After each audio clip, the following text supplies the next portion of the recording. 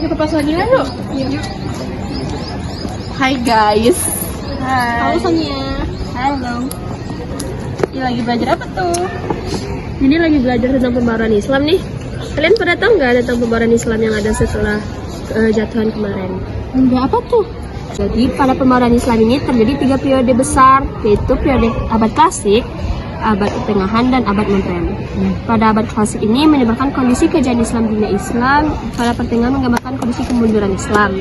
Sedangkan pada abad ke-16 sampai 18, laju keilmuan dari para ulama semakin melemah dan muncullah pada abad modern sekarang.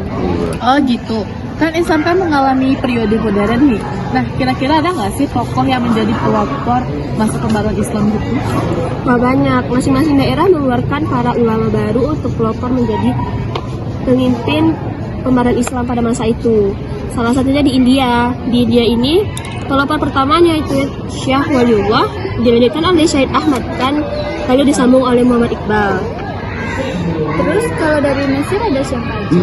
Dari Mesir ini dipimpin pertama oleh Muhammad Ali Pasha, lalu disambung oleh Rifah Baidah Rafi Al-Tahtawib, lalu disambung oleh Jamaluddin Al-Ghafani. Dan juga ada Abdul Abdul. Oh gitu. Kalau yang dari Turki ada nggak? Kalau dari Turki dipimpin oleh Sultan Mahmud II dan dilanjutkan oleh Namik Kemal. Oh gitu. Wah, Jadi bagi teman-teman yang mau tentang mereka bisa dilihat di slide selanjutnya. Syekh Waliullah. Syekh Waliullah lahir di Delhi pada 21 Februari 1703. Ia memperoleh pendidikan dari orang tuanya yang dikenal dengan sufi dan pengolahan madrasah, yaitu Syekh Abdul Rahim. Ketika dewasa, beliau turut serta menjadi guru di madrasah, kemudian beliau menunaikan ibadah haji dan menimba ilmu pada ulama di Mekah selama setahun. Pada tahun 1732, beliau kembali ke Delhi dan meneruskan karir lamanya sebagai guru. Saat wafat, Syekh Waliullah meninggalkan karya-karya tulis, di antaranya yang paling terkenal yaitu Hujjatullah Al-Balighah dan Fuyum Al-Haramin. Menurut Syekh Waliullah, penyebab kemunduran Islam pada saat itu disebabkan oleh satu, terjadinya perubahan sistem pemerintahan Islam dari sistem kekhalifahan menjadi sistem kerajaan. Yang kedua, sistem demokrasi yang melekat dalam kekhalifahan diganti dengan sistem monarki absolut. Yang ketiga, perpecahan di kalangan umat Islam merupakan akibat dari adanya perbedaan aliran-aliran yang muncul di dalamnya, sehingga setiap aliran mengaku dirinya paling benar. Yang keempat, mencampur adukan ajaran Islam dengan unsur-unsur ajaran lain sehingga ajaran Islam yang murni menjadi kurang jelas. Menurut Syekh Waliullah, perlunya penerjemahan Al-Quran ke dalam bahasa asing dengan tujuan agar masyarakat yang tidak mengerti bahasa Arab dapat memahami maksud dan menerapkannya ke dalam kehidupan sehari-hari. Syekh Waliullah memilih penerjemahan Al-Quran ke dalam bahasa Persia, karena pada saat itu banyak digunakan oleh kalangan pelajar Islam di India. Dan Syekh Waliullah menerjemahkan Al-Quran ke dalam bahasa Persia disempurnakan pada tahun 1758. Syekh Waliullah wafat pada 20 Agustus 1762 Masehi. Syed Ahmad Khan.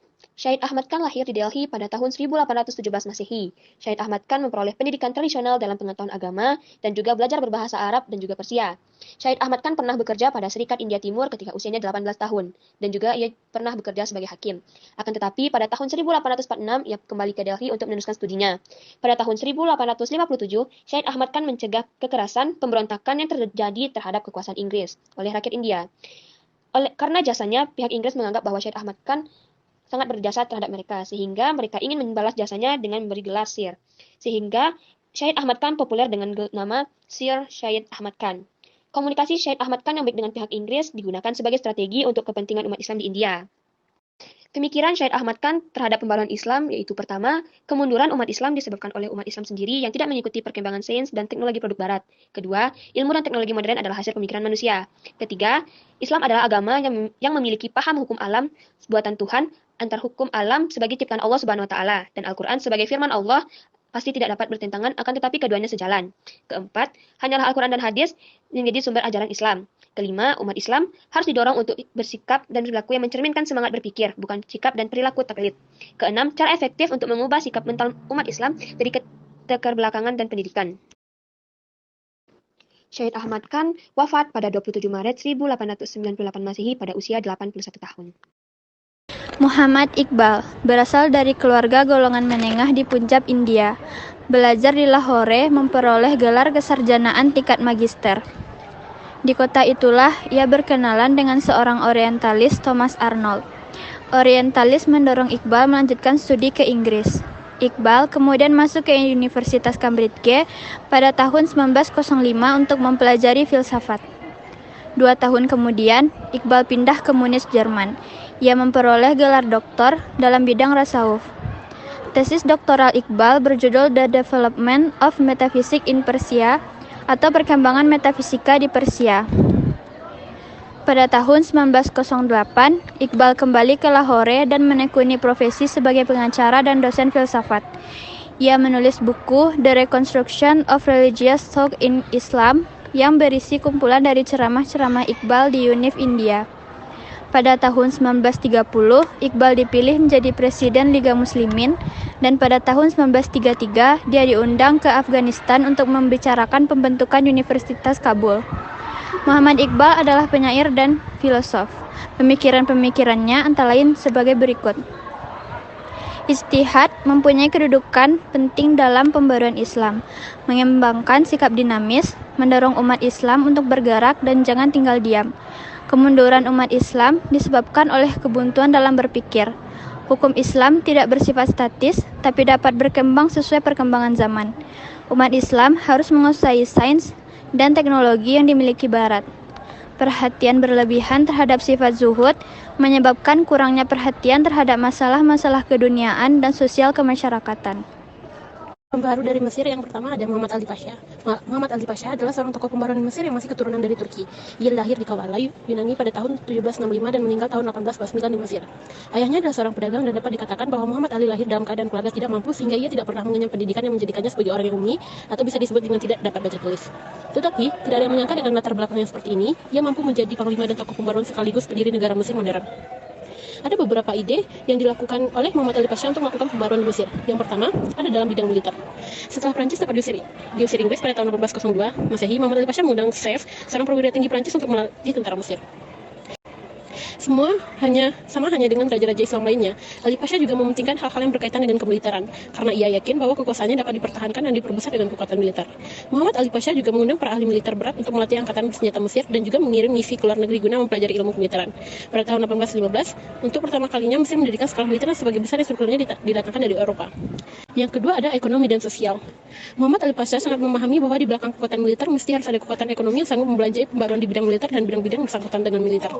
Jadi dua hal yang penting baginya, kemajuan ekonomi dan kekuatan militer, dan dua hal ini menghendaki pengetahuan atau ilmu-ilmu modern. Dalam tatanan sosial, Muhammad Ali Pasha mengubah pengaturan administrasi bagi penduduk desa dan kota dengan sistem yang lebih modern. Hal itu tidak lain adalah sebagai bentuk kekhawatiran Ali Pasha terhadap kesejahteraan penduduk desa yang mengikuti wajib militer. Usaha terhebat lainnya adalah dengan terselesaikannya pembangunan sebuah terusan yang menghubungkan antara Alexandria dengan Sungai Nil. Juga ada pendidikan. Menurut catatan sejarah, ia mengirim 311 pelajar Mesir ke Italia, Prancis, Inggris, dan Australia. Rifa'ah Baidawi Rafi Al-Tahtawi. Tokoh ini sering dikenal dengan sebutan Al-Tahtawi. Ia lahir pada tahun 1801 di Tahta, suatu kota yang terletak di Mesir bagian selatan, dan meninggal di Kairo pada tahun 1873. Al-Tahtawi mulai belajar di Universitas Al-Azhar, Kairo ketika usianya 16 tahun. Ia menyelesaikan studi di Al-Azhar pada tahun 1822 dalam waktu 5 tahun. Beberapa pemikiran tentang pembaruan Islam yang diusungnya adalah sebagai berikut. 1. Ajaran Islam bukan hanya mementingkan kesejahteraan hidup di akhirat belaka, tetapi juga hidup di dunia. 2. Kekuasaan raja yang cenderung absolut harus dibatasi dengan syariat. 3. Syariat harus diartikan sesuai dengan perkembangan modern. 4. Para ulama harus mempelajari filsafat dan ilmu pengetahuan modern agar syariat dapat tegak di tengah kehidupan masyarakat modern. 5. Pendidikan harus bersifat universal. 6. Umat Islam harus dinamis dan meninggalkan sifat statisnya. Jamaluddin Al-Afghani. Jamaluddin lahir di Afghanistan pada tahun 1839 dan meninggal dunia di Istanbul tahun 1897. Pada usia 22 tahun, ia telah menjadi pembantu bagi Pangeran Dost Muhammad Khan di Afghanistan. Beberapa tahun kemudian, ia diangkat oleh Muhammad A'zam Khan menjadi Perdana Menteri. Pada saat ia menjadi Perdana Menteri, penguasa Inggris telah mulai mencampuri soal politik dalam negeri Afghanistan. Berikut beberapa pemikiran Jamaluddin Al-Afghani tentang pembaruan Islam adalah sebagai berikut. 1. Kemunduran umat Islam tidak disebabkan karena Islamnya. Kemunduran itu disebabkan oleh berbagai faktor yang terdapat dalam diri umat Islam sendiri. 2. Untuk mengembalikan kejayaan Islam di masa lalu dan sekaligus menghadapi dunia modern, maka umat Islam harus kembali kepada ajaran Islam yang murni. Islam juga harus dipahami dengan akal serta kebebasan berpikir. Ketiga, corak pemerintahan otokrasi dan absolut harus diganti dengan pemerintahan demokratis. Kepala negara harus bermusyawarah dengan pemuka masyarakat yang berpengalaman. Muhammad Abduh dilahirkan di daerah Mesir Hilir pada tahun 1849 dan wafat tanggal 11 Juli 1905. Ketika kecil, Muhammad Abduh belajar di rumah. Ia melanjutkan belajar Al-Quran hingga hafal dalam waktu 2 tahun. Ia kemudian meneruskan studinya ke Universitas Al-Azhar. Di lembaga inilah, Abduh untuk pertama kalinya bertemu dengan Jamaluddin Al-Afghani, yang datang ke Mesir dalam perjalanannya ke Istanbul. Dalam pertemuan itu, Jamaluddin Al-Afghani mengajukan pertanyaan-pertanyaan mengenai beberapa ayat Al-Quran. Kemudian Al-Afghani memberikan tafsirannya. Perjumpaan itu menorehkan kesan yang sangat baik dalam diri Muhammad Abduh, sehingga menjadikan ia murid yang setia kepada gurunya Jamaluddin Al-Afghani. Studi Abduh di Al-Azhar selesai pada tahun 1877 dengan mendapat gelar Al-Alim. Setelah itu, ia mulai mengajar pertama di Al-Azhar. Di antara sumber bahan ajarannya adalah buku akhlak karangan Ibnu Miskawayh. Adapun ide-ide pembaruan Muhammad Abduh yang membawa dampak positif bagi pengembangan pemikiran Islam sebagai berikut. Yang pertama, pintu ijtihad masih terbuka lebar bagi umat Islam. Ijtihad merupakan dasar penting dalam menafsirkan kembali ke ajaran Islam. Nomor 2, Islam adalah ajaran nasional yang sejalan dengan akal. Dengan akal, maka ilmu pengetahuan menjadi maju. Yang ketiga, kekuasaan negara harus dibatasi oleh konstitusi yang dibuat oleh negara yang bersangkutan. Muhammad Rashid Ridha lahir di Suriah, Utsmaniyah, tanggal 23 September 1865. Meninggal di Mesir 22 Agustus 1935. Beliau merupakan keturunan cucu Rasulullah. Semasa kecil, ia belajar di sebuah sekolah tradisional di Al-Kalamun untuk belajar menulis, berhitung, dan membaca Al-Quran.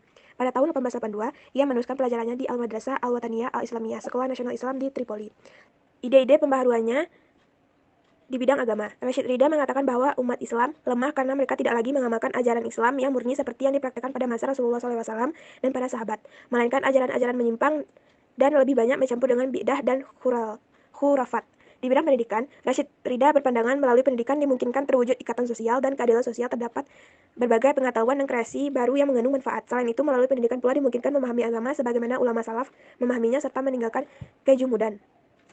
Di bidang sosial, salah satu sebab lain bagi kemunduran umat Islam ialah perpecahan yang terjadi di kalangan mereka. Kesatuan yang dimaksud oleh beliau bukanlah kesatuan yang didasarkan oleh atas kesatuan bahasa atau kesatuan bangsa, tetapi kesatuan atas sadar keyakinan yang sama. Sultan Mahmud II. Sultan Mahmud II merupakan seorang pelopor pembaruan di Kerajaan Turki Utsmani pada abad ke-19. Sultan Mahmud II lahir pada tahun 1785 dan wafat pada tahun 1839.